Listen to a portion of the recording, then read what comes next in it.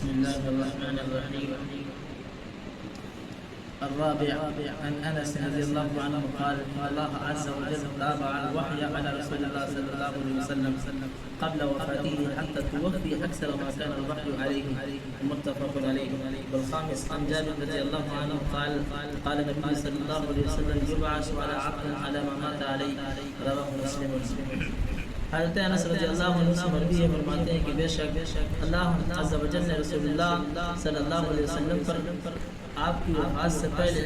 وحی نازل فرمائی، یہاں تک کہ آپ کی وفات ہوئی کہ پہلے کی نسبت وحی زیادہ نازل ہوتی تھی۔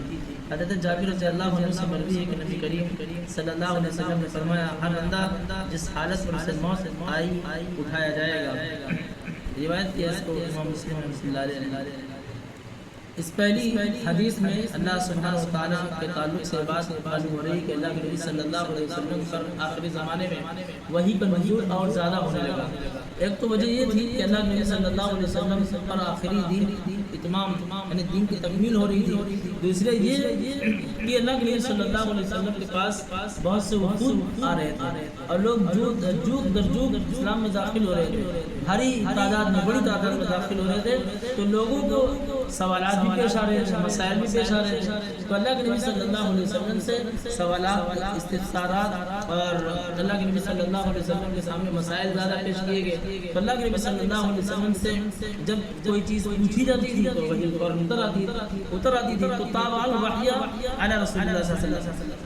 تابع الوحی کا مطلب یہ ہے کہ مسلسل اللہ نے اللہ کے نبی صلی اللہ علیہ وسلم پر اس وقت وحی نازل فرمائی۔ ایک تو یہ ہے کہ اللہ کے نبی صلی اللہ علیہ وسلم کا آخری وقت ہے اور اللہ کے نبی صلی اللہ علیہ وسلم کی ملاقات اللہ سبحانہ و تعالیٰ سے ہونے والی ہے، تو جس قدر نورانیت زیادہ اللہ کے نبی صلی اللہ علیہ وسلم کی ہو سکتی تھی کر دی گئی، یعنی قرآن کی آیتوں کے ذریعے، قرآن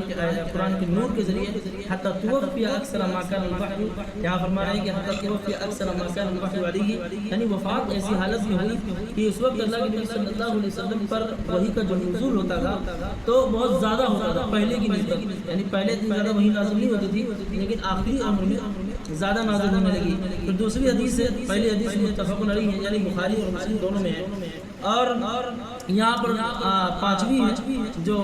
حدیث یہاں پر کہہ رہے ہیں کہ حضرت جابر رضی اللہ عنہ سے مروی ہے کہ یبعث علی کل عبد علی ما مات علیہ، ہر بندہ جس حالت پر اسے موت آتی ہے اسی حالت پر اٹھایا جاتا ہے۔ یعنی انسان زندگی بھر اگر اللہ سبحانہ و تعالیٰ کی معصیت نافرمانی میں لگا رہا اور لوگوں کو دھوکہ دینے میں لگا رہا یا لوگوں کو مال ہڑپ کرنے میں لگا رہا، پھر وہ یہ آرزو تمنا کرے کہ موت ہماری مکے میں ہو، تو یہ کیسے ہو سکتا ہے؟ یعنی زندگی بھر کوئی انسان برائیوں میں لگا رہے اور پھر یہ تمنا کرے کہ اللہ سبحانہ و تعالیٰ اسے موت مدینے میں دے یا مکے میں دے، تو یہ ہو نہیں سکتا ہے۔ تو انسان جس حالت میں مرتا ہے، اب زندگی بھر جو انسان عمل کرتا رہا یا پریکٹس کرتا رہا، آخری وقت میں وہی اس کے ساتھ ہوتا ہے۔ بہت سے لوگوں کو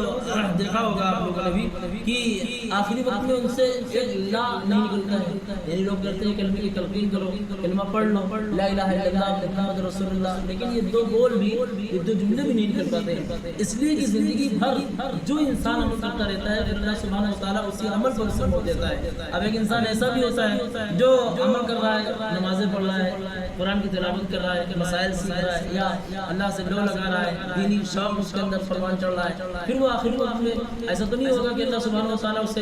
ایسے کام میں جھونک دے جس سے وہ ناراض ہوتا ہو، ایسا نہیں ہو سکتا۔ یعنی زندگی بھر تو مان لیجیے کہ کوئی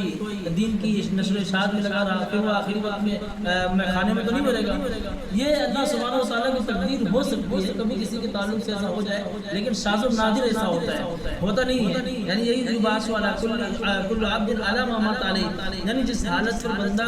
موت پاتا ہے، وفات آتی ہے، اسی حالت میں اٹھایا رہے گا۔ یعنی یہ بھی مطلب ہے کہ جو انسان جو کرتا ہوا دنیا میں جو کرتا ہوا ہے اس وقت، ابھی مثال کے طور پر ہم حدیث کا درس دے رہے ہیں یا آپ سن رہے ہیں، تو اسی حالت میں اگر موت آ گئی تو اللہ سبحانہ و تعالیٰ جب قیامت دن اٹھائے گا تو گویا یہ مجلس لگی ہوگی، ہم درس حدیث دے رہے ہوں گے، آپ بیٹھے سن رہے ہوں گے، تو اسی حالت میں اللہ سبحانہ و تعالیٰ اٹھانے پر قادر ہے۔ تو یہی کہنے کا مقصد ہے اس میں، اور یہ بتلایا جا رہا ہے کہ یہ سبق ہے کہ انسان زیادہ سے زیادہ اکثر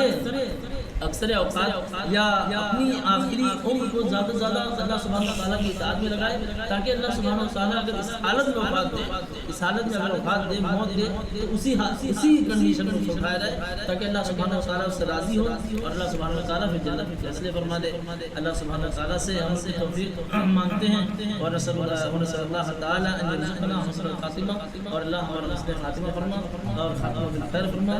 اور اسلام اور توحید پر ہمیشہ قائم رکھیں۔ سبحانک اللہم و بحمدک، اشہد ان لا الہ الا انت، استغفرک و اتوب الیک۔